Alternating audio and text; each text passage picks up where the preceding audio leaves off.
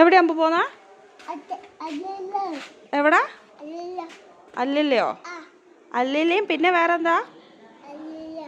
വേറെന്താ? അപ്പ അപ്പ കഴിക്കാൻ പോവാ? ഹായ് കൂട്ടുകാരെ, അമ്പു പറഞ്ഞ പോലെ നമ്മൾ ചായയും അപ്പവും കഴിക്കാൻ പോവല്ല കേട്ടോ. ഞങ്ങളൊന്ന് മാനന്തവാടിക്ക് ഇറങ്ങിയതാണ്. എന്തിനാന്ന് ചോദിച്ചാൽ മെയ് 3 എൻ്റെ മമ്മീൻ്റെ ബർത്ത്ഡേ ആണ്.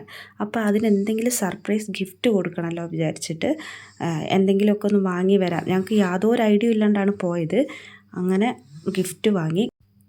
ഗിഫ്റ്റ് എന്താണെന്നുള്ളത് ഇപ്പോൾ പറയുന്നില്ല ഗെയ്സ്, നമുക്ക് വഴിയെ കാണാം കേട്ടോ. ഗെയ്സ്, അങ്ങനെ കാത്തിരുന്ന ദിവസം വന്നെത്തി. രാത്രിയിലാണെങ്കിൽ മമ്മി ലേറ്റായി കിടന്നുറങ്ങാൻ, 11 മണി കഴിഞ്ഞ് ഉറങ്ങാൻ. ഇത് ഉറങ്ങിക്കഴിഞ്ഞാലേ നമുക്ക് സർപ്രൈസ് കൊടുക്കാൻ പറ്റുള്ളൂ.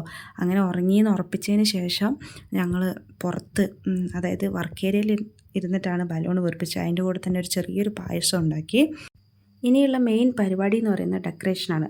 ഡെക്കറേഷനിൽ ഞങ്ങൾക്ക് വലിയൊരു പണിയാണ് കിട്ടിയത്. ഫ്ലിപ്കാർട്ടിൽ നിന്നായിരുന്നു ഞങ്ങളിത് ഓർഡർ ചെയ്തിട്ടുണ്ടായിരുന്നത്. അപ്പോൾ ഇതിനകത്ത് ഡബിൾ ടാപ്പ് എന്ന് പറയുന്നത് തീരെ ഒട്ടി നിൽക്കുന്നില്ലായിരുന്നു. അതാണ് നമ്മൾ അഡീഷണലായിട്ടൊന്നും വാങ്ങിയിട്ടുണ്ടായിരുന്നില്ല. ഒരു ഭാഗത്ത് ഞാൻ ഒട്ടിക്കും, അടുത്ത ഭാഗത്ത് അനിയത്തി ഒട്ടിക്കും.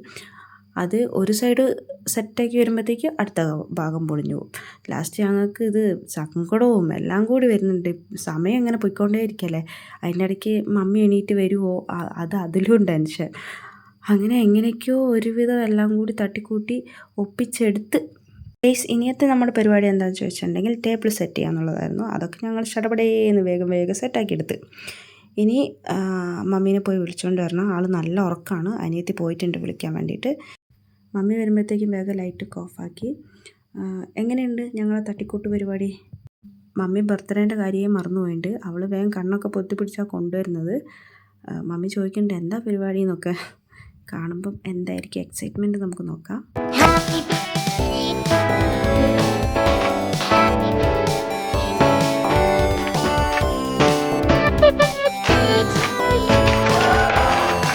അങ്ങനെ മമ്മി നല്ല ഹാപ്പിയായി. ഒരിക്കലും എക്സ്പെക്റ്റ് ചെയ്തിട്ടുണ്ടായിരുന്നില്ല. എന്തായാലും കേക്ക് മുറിക്കൽ അങ്ങനത്തെ എന്തായാലും ചെയ്യലുണ്ട്. പക്ഷേ ഇങ്ങനെ ഡെക്കറേറ്റ് ചെയ്യുന്നൊന്നും മമ്മി വിചാരിച്ചിട്ടില്ല. പിന്നെ ബർത്ത്ഡേൻ്റെ കാര്യമാണെങ്കിൽ മറന്നും പോയല്ലോ. അങ്ങനെ ലാസ്റ്റ് കേക്കൊക്കെ മുറിച്ചു. അതിൻ്റെ ഇടയ്ക്ക് ബേക്കിൽ ഡബിൾ ടാപ്പ് വിട്ടുപോയിട്ട് ഡെക്കറേഷൻ ഓരോന്നോരോന്നായി പറഞ്ഞു വരുന്നുണ്ടായിരുന്നു. മമ്മീനോട് പറഞ്ഞു അതൊന്നും കാര്യമാക്കണ്ട, വേഗം കേക്ക് മുറിച്ചോളാൻ പറഞ്ഞ്. അങ്ങനെ കേക്ക് മുറിച്ച് അമ്പുവിന് കൊടുത്തു. അമ്പു മമ്മിക്കും വായിൽ വെച്ച് കൊടുത്തു. അതിന് ശേഷം ഞങ്ങൾ ഗിഫ്റ്റ് ஓப்பன் செய்ய போவானு கைஸ். அப்போ நமக்கு கிஃப்ட்டொക്കെ കാണാம். சாப்பிட்டியா தூங்கியான்னு அம்மாவை தவிர இந்த உலகத்தில் வேறு யாரை கேட்க போகிறாங்க? உலகத்திலே நம்மளுக்கு துரோகம் நினைக்காத ஒரே ஜீவனுங்க அம்மா அப்பா மட்டும்தான். அவங்கள நம்பு, வேற யாரையும் நம்பாத.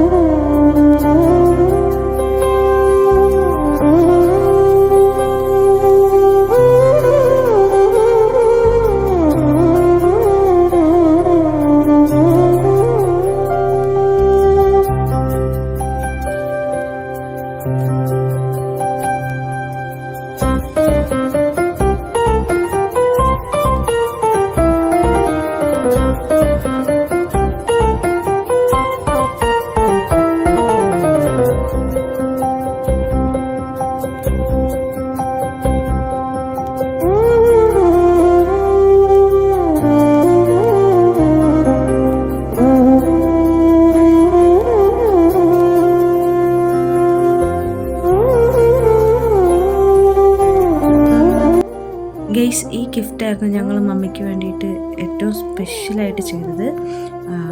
ഞങ്ങളെ പപ്പ മരിച്ചു പോയിട്ട് ഇപ്പോൾ 16 വർഷം ആവാണ്. അപ്പോൾ കൊച്ചുമോൻ്റെ കൂടെ രണ്ടാളും കൂടെയുള്ളൊരു ഫോട്ടോ ഫ്രെയിം ചെയ്തതാണ് ഗെയ്സ്. ഇതെന്തായാലും മമ്മിക്ക് ഭയങ്കരമായിട്ട് ഇഷ്ടപ്പെടും, ഞങ്ങൾക്ക് ഉറപ്പായിരുന്നു. പക്ഷേ ഇങ്ങനെ കരയുമെന്ന് വിചാരിച്ചില്ല, കണ്ടതെന്ന് ഞങ്ങളൊക്കെ കരഞ്ഞു പോയി ഗെയ്സ്. എന്തായാലും ബർത്ത്ഡേ സൂപ്പറായിരുന്നു, മമ്മി എന്തായാലും ഹാപ്പിയായി. അപ്പോൾ ഇത്രയൊക്കെ ഉള്ളൂ. അപ്പോൾ അടുത്ത വീഡിയോ ആയിട്ട് വീണ്ടും കാണാം. Thank you.